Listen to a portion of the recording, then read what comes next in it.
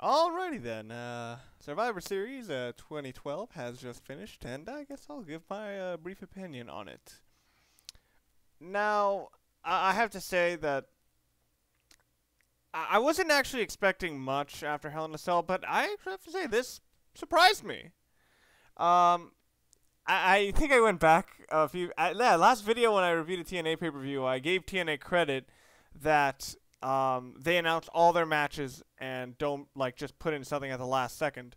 Well, at least in this one, they were being kind of upfront about it, because they outright said, "Here is a special bonus match," and then out came Brodus Clay. Oh wait, no, hold on. Here's the full listing: Brodus Clay, Justin Gabriel, Tyson Kidd, Sin Cara, Rey Mysterio.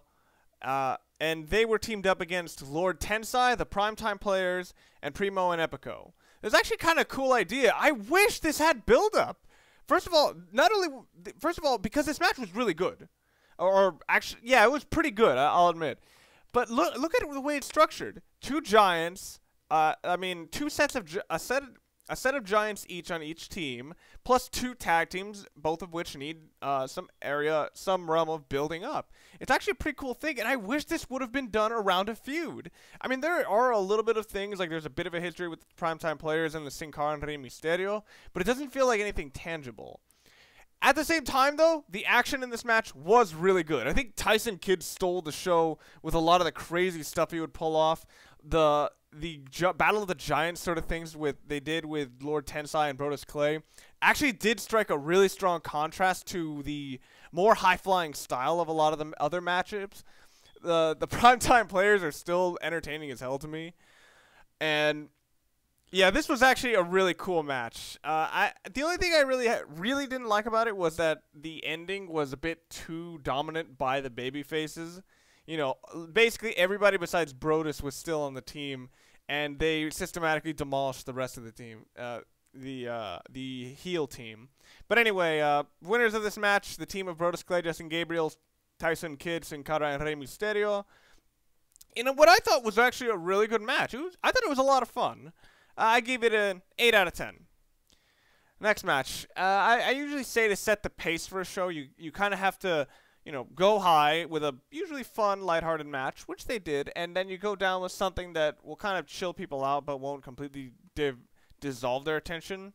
And I'd say this next match did that. Torres versus Kaitlyn for the Divas Championship. Now, I have to say that they did a segment where Kaitlyn got attacked by Oksana. It's like, oh, she's the one with the wig. And I'm like, okay. But this match, at first I thought it was really slow and really boring. But then I noticed that Eve started getting a lot better at attracting heat from the crowd. And I loved a lot of her little things that she did to try to do that. And actually, I liked how both of these girls did try to spice up their offense a little bit, and overall this match actually seemed a little bit smoother than their usual sort of brigade, but it still wasn't all that good. I would call it an above TV match, if I was to call it that. It wasn't that, it had its moments, and I remember there were some really striking moments in it, but it wasn't that, good at. I put 6 or 7 out of 10. And that kind of says it all. There's enough of a lingering doubt to me to say, well, this wasn't quite like a TV match, but at the same time, it's not much more above that. The next match, Antonio Cesaro versus R-Truth for the United States Championship. This is where I need to point out that JBL on commentary was fucking hilarious. The shit he would say just throughout the entire night was just so fucking hilarious. And also, Antonio Cesaro's promo he did before the match, where he was doing an anti-American, anti-Thanksgiving rant, that was actually pretty good. Usually for a lot of his stuff, he sounds kind of bland, but this one he actually felt full of energy, and he actually got some good heel heat out of the crowd. But the match with him and R-Truth was pretty unremarkable to me. As much as I like Antonio Cesaro and as much as I like R-Truth's character, this match just didn't do anything for me. I would still call it just a sort of TV match. Not bad, but, you know, this isn't what I watch a pay-per-view for. I gave it a 6 out of 10. Antonio Cesaro retains. By the way, Eve Torres retains after no-selling Kaitlyn's finishing thing. Actually, oh no, after knocking Kaitlyn down and then giving her her finisher. At this point, I think they cut to a promo segment between Vicky and Eve. I tuned out all of it because I just didn't give a shit about the storyline with AJ and John Cena. So yeah, I just didn't give a crap.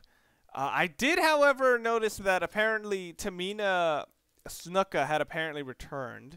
And I'm hoping that this adds some diversity to what's going on because, I am just so uninterested in the Divas division in WWE, and I'm hoping that this will actually lead to something good.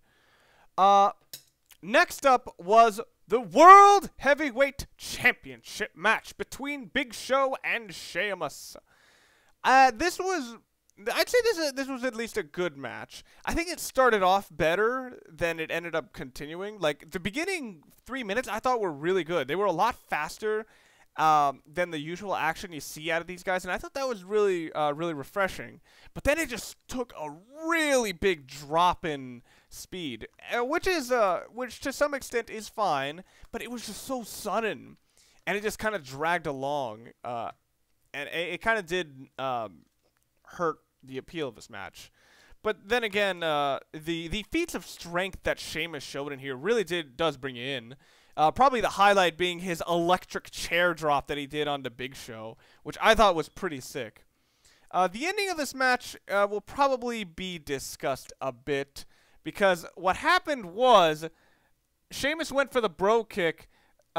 Big Show pulled the referee in front of him, and Sheamus kicked the ref. I'm pretty sure there's supposed to be something in his contract where it's like, oh, even if you kick him by accident, you're still fired. But I guess they'll handle that on SmackDown. So then when the referee's getting tended to, Big Show goes, "Ha! Surprise, asshole! Punch!" And he knocks out Sheamus. And he pins him. 1, 2, 3. He gets the initial victory. But then as Big Show is walking backstage, or is walking back up the ramp, the referee refers to the decision saying, "Hey, you pulled him in, so you're disqualified." So Big Show's like, "What? I don't care if I'm keeping the title. I deserve a victory."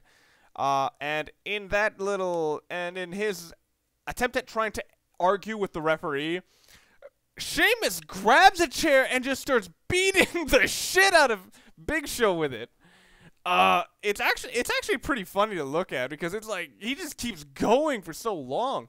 I'm assuming that this is supposed to be some sort of lead up to like a chairs match at TLC. But yeah, Sheamus just whacks the shit out of Big Show with it. I like that they're trying to give him an edge now.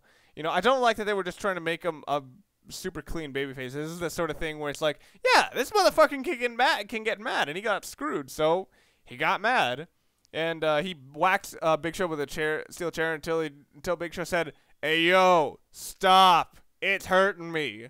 So then Sheamus threw the chair aside and just kicked Big Show in the face and knocked him out and left in a dominant fashion. So this was kind of a cool way of making Sheamus look good, while still making him seem like there's something that's insurmountable and allowing Big Show to keep the title. So I liked this. It's just that just huge downturn in speed really did stop me from enjoying the match as much as I wished I could. I rated it about a 7 or a 10 a 7 or an 8 out of 10. I thought their previous match was better, but I'm hoping for good things out of their whatever match they're going to get at TLC. The next match is probably going to be the match of the night. Miz, Kofi Kingston, Randy Orton, and it's weird saying they're both on the same team, and Team Hell No of Kane and Daniel Bryan versus Alberto Del Rio, Dolph Ziggler, Damien Sandow, Wade Barrett, and David Otunga. This match kind of annoyed me just at the beginning because of all the people you could have shown to demonstrate Kane's dominance. Did it have to be Damien Sandow? The dude has so much fucking talent. Is probably the future of the damn company. You know, and he does the job first? I like how it immediately went into an argument with Daniel Bryan and Kane, so of which Dolph Ziggler took advantage of, and then got the pin on Kane with. But come on, did it have to be Damien Sandow, especially with David motherfucking Otunga here, who I doubt has that much of a big future ahead of him, as much as he's improved. But as a match, this was a really, really good Survivor Series style match. I just thought it was really entertaining. I like how this is sort of how even the babyface team is a lot of heels. It has very heelish guys there, so it actually led to some really entertaining argument moments. And I even like how they yeah, I just thought this was a really, really fun match. A lot of people were saying that they were showing the hints that Randy Orton was going to turn heel, but they didn't ultimately do it. Alberto Del Rio looked good. Dolph Ziggler looked really good, and Barrett looked all right. I'd say he looked. I would say that he looked all right. Kofi had some really Kofi had a few good moments. I think he should have been pushed higher. Miz, this could be the beginning of a full-fledged babyface turn for Miz, because I could kind of see the fans going along with him. They were saying, "Yeah, we want Miz to win." I don't know whether this was simply by association with Randy Orton, but it kind of did show the fans could get behind Miz. Maybe if he doesn't talk that much, but Daniel Bryan still looked good, even though he tapped out. Again, Alberto Del Rio cranks that freaking armbar. And, of course, Randy Orton and every one of these matches always have to look, like, freaking amazing. But what I loved more than anything was that Dolph Ziggler, this kind of cemented Dolph Ziggler. He eliminated, I think, 3 people. And he even eliminated Randy Orton with a move I think should be one of his finishers now, the super kick, because he has a pretty freaking good super kick. And hell, he just knocked out freaking Randy Orton. It could totally work. So yeah, your winner and sole survivor, Dolph Ziggler. Was this match like really amazing? No, it had those little moments. A lot of times the fans just kind of got out of it, and when there's not that much energy in the air, you just don't quite feel it as much. But I still thought this was really good. As I said, it's my match of the night. I gave it 8 or 9 out of 10, one or the other. And finally, the main event of the evening was Ryback versus CM Punk versus Juan Cena for the WWE Championship. I think the ending will get more well discussed than the match itself, but the match I thought was actually pretty good. I thought the biggest problem is the fact that the ending is so sudden, and the kind of idea of like, what the fuck are these guys having the problem with Ryback for?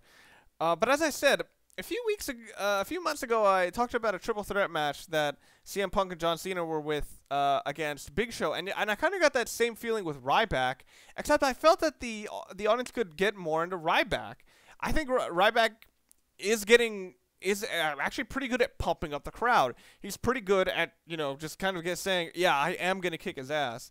And the fans seem to want, a lot of the fans that supported Cena wanted, Punk dead, and the fans that supported CM Punk, kind of wanted John Cena dead. And, of course, Goldberg chants all around. I kind of like the idea that, even with CM Punk and John Cena not being on the best of terms, they still had to, at one point, work together to overcome the obstacle that was Ryback, even though ultimately he recovered from it. There were some really cool spots in this match, like one point when Juan Cena's got the STF on Ryback, and CM Punk hits the elbow drop onto Cena, who's on Ryback, and that was a pretty vicious landing. But now on to the ending, which a lot of people may love or hate. I'm just really weird about it. Like, what the fuck? When the heck did this happen? And when was it established that there are no disqualifications in a triple threat match? What happened was Ryback hit the shell shock on John Cena. And then out of nowhere from the crowd, 3 guys from NXT, from the NXT camp, or from the NXT show up. Now, NXT is not running on WWE anymore. It's running in some areas. And 3 people came out.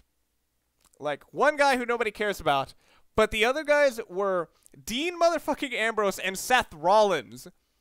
Dean Ambrose and Seth Rollins are 2 guys who WWE themselves wanted to debut at one point because they saw immense talent in both of them, and are fans that hardcore internet fans absolutely adore. Whether or not this would work on the mainstream crowd is difficult to say, because Ambrose just kind of showed up there, so you didn't see any of his darkly sort of things. Like, I think Ambrose should have been the sort of guy who gets built up through, you know, vignettes, because he's kind of a creepy motherfucker.